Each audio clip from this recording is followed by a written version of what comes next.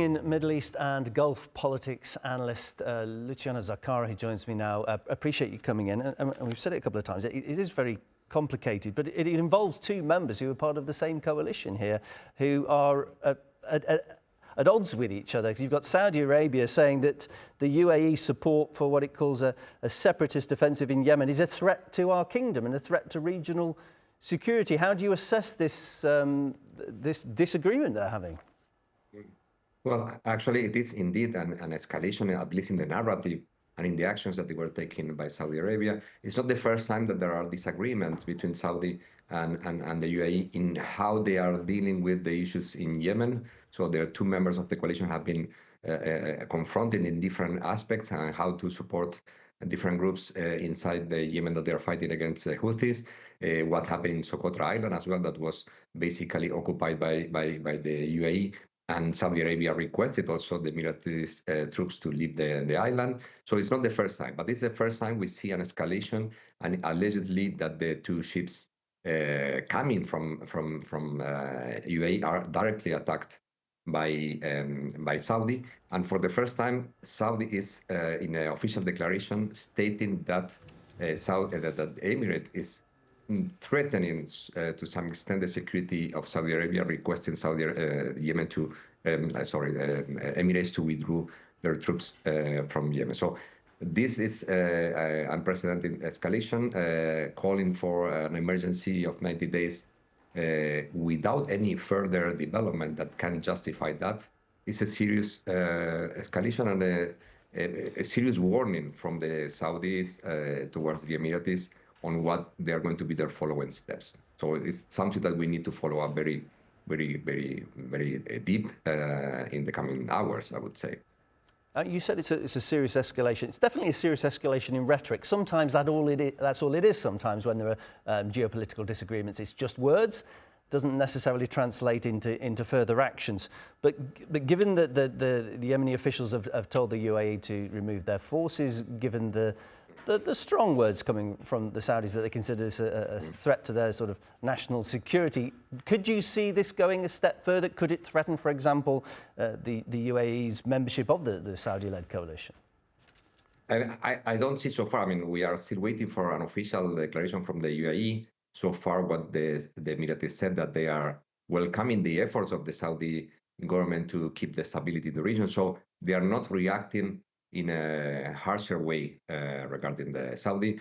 So hopefully this is going to be strong words that they are going to be at peace in the coming days. What called my attention is that the direct strike, the strike against the ships, that is something that is much more an action rather than simply rhetoric, which is what is worrying me about how it's going to happen, what is going to happen in the coming days. But I think that the fact that the Emirati government did not react, at least until now, in a harsher way, means that they are not willing to escalate and that they are accepting the red lines that the Saudis are trying to impose in terms of the security of the Saudi states. And probably we will see that this is the only military action that is taken, and we will see much more under the table negotiations about how to withdraw or how to prevent SDC to increase their military operation to get more territory without engaging in a serious confrontation. Luciano, Yusuf, I mean, the reality he just portrayed there and the possibilities going forward are pretty frightening. The idea of a possible three-way conflict involving Saudi forces, UAE-backed forces and Houthis. And I would imagine that a large factor in how that progresses is going to be the relationship between Saudi Arabia and the United Arab Emirates. That they've had some issues, but they also agree on a lot of things. Where would you assess their differences in the last few years? Well, I mean, of course, the last few years, as I said before, I mean, there is not the first time that they disagree on how to deal with Yemen. Of course, they back different groups. They have different interests. Saudi doesn't want to have 2 or 3 different states in their border because it's more complicated to deal with 3 different entities ruled by 3 different groups. As Saudi said, it's a matter of security.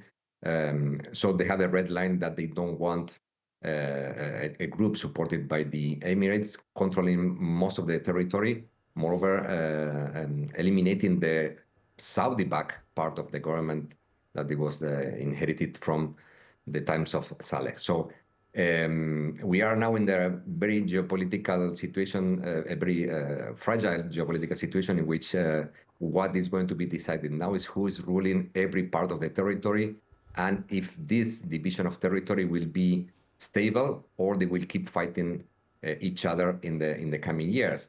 With the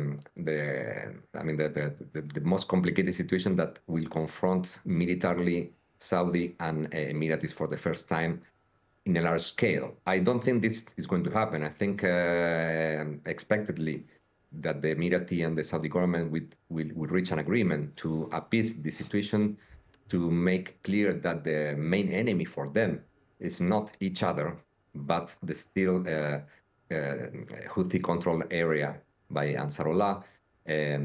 So, I mean, I am confident that the situation is not going to escalate that much, that the warning from the Saudi side will be taken or considered seriously by the Emiratis, and there will be some kind of settlement within the context of the coalition led by Saudi Arabia, and we will not see a further military confrontation, at least in the coming days. But as I said, the situation is very volatile, very fragile, and depending on how the Emirati government is going to react now, so far we haven't heard an official reaction, we will see how the situation will evolve in the coming hours, one day. Hopefully it's not going to be the case. And if the situation becomes much more complicated, maybe Trump has something to say, considering that both Saudi and Emirates are both allies of the United States. And Trump has been bragging about being able to fix situations between enemies. Maybe this is a time for the GCC or the United States to jump in and to make sure that there is no confrontation between friends, between partners in the GCC and in the both allies with the United States. Yeah, fragile, volatile, awaiting official reaction. You summed it up well there, I think. Appreciate your analysis, Luciano Zaccara, Middle East political analyst, my guest. Thank you.